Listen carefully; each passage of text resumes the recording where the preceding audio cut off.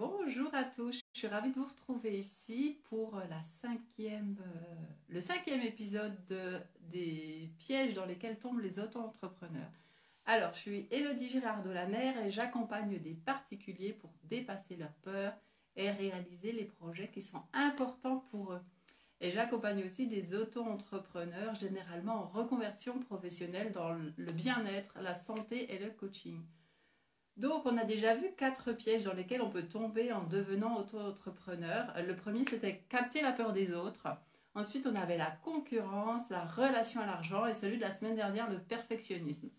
Aujourd'hui, on va aller dans avoir le plan B avant d'avoir le plan A. Qu'est-ce que ça veut dire?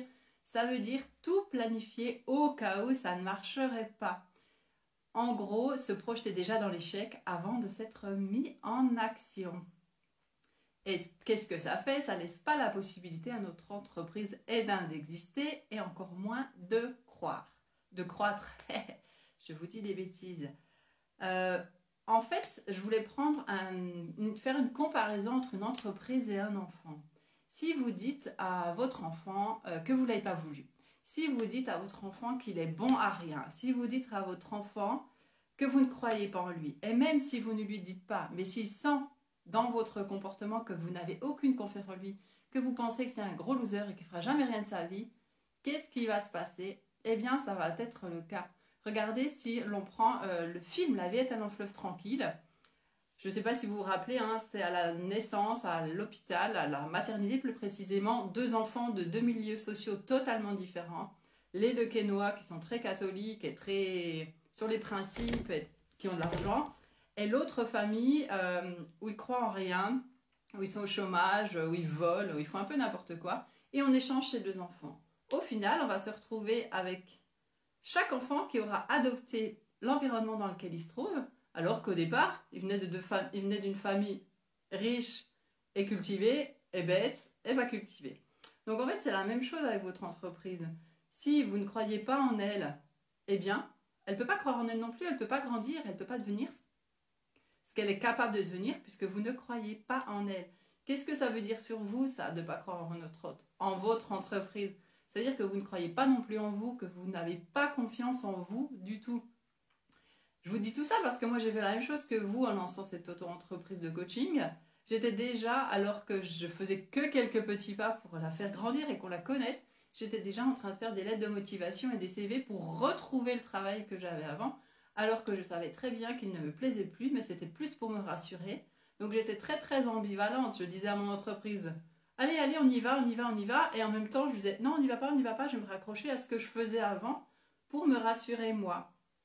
Et même, c'est ce que je vous disais dans une précédente vidéo, l'univers nous suit. Donc si à l'univers, on lui envoie le message, ben non, j'ai la trouille et j'y vais pas et je vais retrouver le travail que j'avais avant, ou un autre travail, pour pas rester dans l'auto-entrepreneuriat et retourner dans le salariat, ben l'univers va vous l'apporter sur un plateau. Hein. Moi, c'est ce qui s'est passé. J'ai une copine qui est arrivée vers moi et qui m'a dit, bah, Élodie, tu veux pas être formatrice pour adultes en allemand? Ben oui, je disais à l'univers que j'avais la trouille et que je voulais pas y aller, donc il m'apportait ce que je lui demandais. Il y a aussi quelque chose d'autre que j'ai envie de vous dire, c'est que quand on y va à fond. Si je prends la métaphore de la piscine, si vous mettez les deux doigts de pied dans la piscine, eh bien vous serez incapable de nager, parce qu'il n'y aura pas assez d'eau. Et si vous vous mettez jusque là ou jusque là dans la piscine, vous allez vous rendre compte que vous avez les capacités de nager. Alors peut-être pas de façon parfaite, peut-être qu'à certains moments vous allez boire la tasse, mais tant que vous n'y êtes pas allé à fond, vous êtes incapable de développer vos capacités et surtout de regarder si elles existent déjà. Et ensuite, peu importe ce qui se passe autour, on y va, on y va, on y va. Et en restant réaliste aussi, je me rends compte qu'il y a beaucoup de publicités sur Facebook ou sur les réseaux sociaux qui nous montrent des personnes dans le bien-être ou dans le coaching qui passent de 200 € par mois à 10 000. Et en fait, l'idée, c'est vraiment de rester réaliste. Ok, je me fixe des objectifs, mais dans 2 mois, je ne vais pas gagner 10 000 €, soyons bien clairs et honnêtes avec nous. La seule chose que ça va faire que vous allez vous auto-saboter toute seule en disant, finalement, ça ne marche pas mon truc. Mais soyons réalistes avec des délais réalistes, des montants réalistes, si jamais vous vous fixez aussi sur un chiffre d'affaires à réaliser. Et si ça ne marche pas tout ça, après s'être fixé des objectifs réalistes sur une durée réaliste, eh ben c'est pas grave, vous ferez d'autres choix. Et on va arrêter de parler d'échec. C'est pas un échec, c'est une expérience. Vous aurez appris des choses, j'ai appris des choses, vous aurez expérimenté des situations que vous n'auriez sûrement pas expérimentées en étant salarié. Je suis pas en train de vous dire qu'être auto-entrepreneur c'est mieux que d'être salarié. Il y a des plus et il y a des moins dans les deux situations.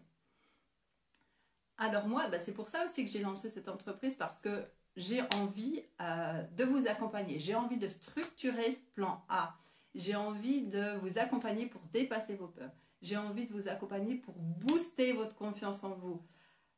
J'ai envie de vous accompagner aussi parce que cette expérience, je l'ai et je sais que ça va vous faire gagner du temps et que ça va vous empêcher de tomber dans certains pièges dans lesquels je suis allée très profondément. Je vais vous accompagner, vous supporter, c'est pas vous supporter, mais dans le terme anglais, tout support, à dégager ces peurs, à dégager ces blocages qui vous empêchent d'avancer. Voilà, c'était mon mot d'aujourd'hui. Je voulais vous dire que je suis déjà en train de préparer une autre série sur les différences entre le salariat et l'auto-entrepreneuriat ou l'entrepreneuriat. Tout le monde va me dire, bah oui, on les connaît déjà. Ben, je suis pas sûre que vous les connaissiez toutes et je suis pas sûre non plus que vous voyez directement les impacts de telle ou telle situation choisie. Les dates, je vous les mettrai, je publierai les événements sur Facebook. Je vous souhaite une superbe journée, une superbe semaine. Et si vous fêtez Pâques à la fin de la semaine, jolie fête à vous et à très bientôt.